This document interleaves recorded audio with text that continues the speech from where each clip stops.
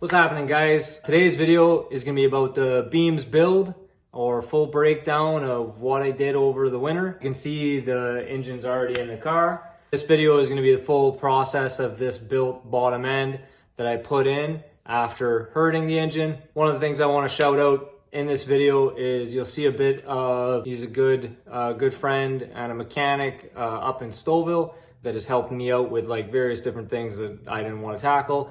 They are Advanced Automotive up in Stouffville. Awesome group of guys. It's him and his brother. And basically, long story short, when we hurt this engine, beams prices were kind of hot. Right now, a beams engine complete you can get for like $4,000, whereas I already had two beamses in different state of repairs. And the engine that I pulled out, I figured it's gonna be cheaper for me just to build it, and then at least I can throw some boost at it and have some longevity.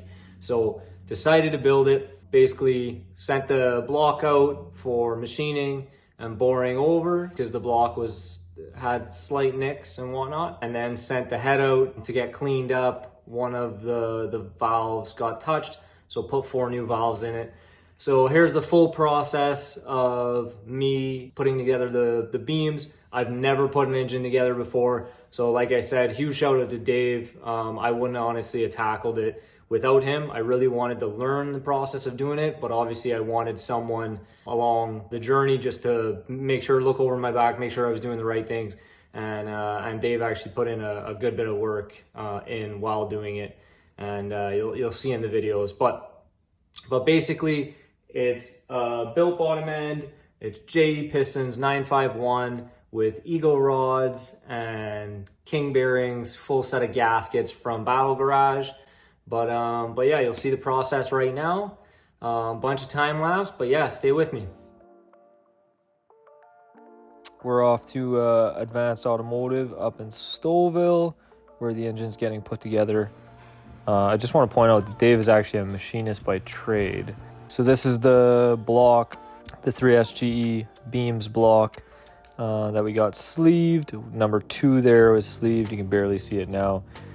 Sent it all off to get decked and bored. And now Dave is polishing the crank. The crank was actually in really good shape, but just cleaning it up before we put some bearings in it.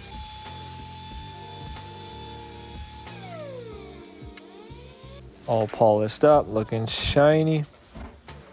The beauty of the beams is it's basically a 3S GTE bottom end. It's all the same, so the bearings, ARP hardware, even obviously the rods, all from 3S GTE, and 3S GTE parts are readily available. Once the crankshaft was all polished up, it's time to throw it in. Just put it in and put the main bearings in, torque it down with the caps, like main caps on, and get the dowel bore gauge out just to make sure everything is within tolerance. Something that you learn quickly doing this is it takes a ton of cleaning and a ton of time, and you just have to be meticulous and make sure everything is clean.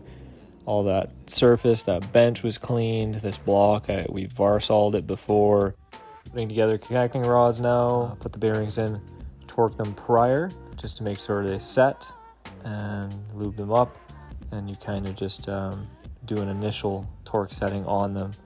I guess too, Dave wanted to test the bolt stretch on them. One of the things that looking back on was kind of scary is the orientation of the bearings. Obviously you're being meticulous at the time, but once the engine goes together, it's not something you can go back and look. So you have to make sure that you're putting these bearings in the correct orientation, or else it'll be fairly serious if you don't. There's like a little relief in each bearing that has to sit in a particular orientation. All right, so we're making progress. Main caps are on and we dial board them. Everything's looking okay. Bearings are in, main bearings are in. Bearings were okay, cleaned, and then we cleaned all the connecting rods, wiped everything, put the bearings in. I just torqued them down. It's 43 foot-pounds. Just torqued them down over there with a nice snap on. And yeah, gauge these and then pull them apart. The crank can go in, the crank will be polished. As you can see, looking very nice. And yeah, now it's for pretty much assembly at this point. We just gotta put the wrist pins in and the pistons on, which are here. And yeah, we're getting after it. The fun part of getting the ring clearance where you want it, we went with about 20 thou of ring clearance, which is slightly loose for a more boosted application. The one thing that took plenty of time with this is not necessarily getting the clearance right, but the configuration of the piston rings on the piston. As it was my first time, there is a particular orientation of each ring. The opening has to be at a particular spot. I don't know how detrimental it is if it isn't, but I was very meticulous with where each ring, top, bottom ring, where the opening had to be, and JE specifies it in their manual. Just takes a lot of time and a lot of patience.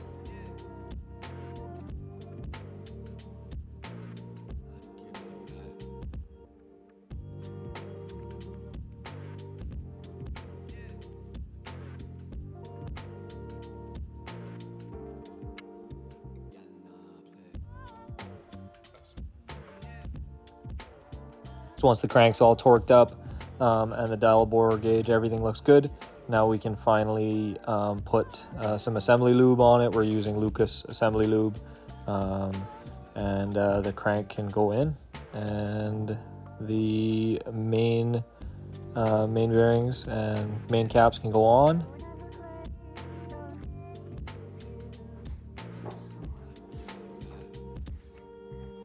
Dave's just setting the thrust clearance, which was 0.03, so I think 3 thou, which is relatively tight, but in spec.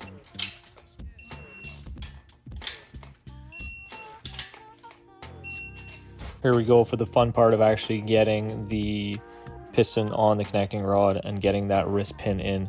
Now, this is honestly probably one of the hardest parts of this whole process, and after speaking with Jason, a lot of aftermarket pistons, this can be very difficult. These wrist pins are incredibly tough and strong, and I guess there is a particular tool for it, but this is very hard to do by hand. The JE sheet just shows doing it by hand, but it is very tough. And basically Dave machined out this little punch, I guess this little tool to kind of slide them on. I didn't film the process, but it was very hard to get these wrist pins in. Not the easiest thing. So once they were in, the pistons all went in, slid in, connecting rods torqued, 53 foot-pounds, as you can see it behind me. As I pull the head out, it is already assembled. The head was already assembled by Neil at Rainbow Engines in Markham. Basically, the head didn't really need too much work. It needed 4 valves, but they just cleaned it up, decked it, and pretty much assembled it for me. So all I had to do was throw it on and put the cams back on, and then time the engine. As you can see, I didn't film it, but I spray bombed block. To rewind, the block was a lot worse than this. So just cleaned it up, hit it with some black, and freshened it up. You can see all the ARP stud hardware going in. There is some tricks to get the nut on that was kind of difficult. You basically, it's a really tight spot, so you basically have to take a screwdriver and slide the nut down, and before you can actually torque it down. And obviously there is a sequence to torque it all down, and it's listed. It's basically the same 3S GTE sequence, or you can find it on Toyo DIY in the beam section. Now you can see I'm starting to get all the timing gears on. Cams are in and torqued down. The torque sequence for the cam caps, a little scary. I think it was only 17 foot-pounds. Just had to be careful. Alright guys, well that's the video for today. Engine is back in. You're gonna see the dyno videos and how that all went. I just want to preface too, the whole intention of this was really more so just for, obviously the motor was hurt, so had to build it or had to do something different. But my real intention here is not to make a ton more power. Car's already fast, car's already like quite quick, doesn't need to be that much quicker. It's really just for that longevity, for reliability. Otherwise, like I would have gone cams and springs and all that jazz, or a bigger turbo or whatever. It's really just to make sure it doesn't happen again. And thanks guys, that'll do it for this video. Like, comment, tell me I'm an idiot. Ask me anything if you want to know a little bit more about the build, or why I went this direction, why I went with the certain pistons or connector rods. I don't know. Just ask away. Thanks guys.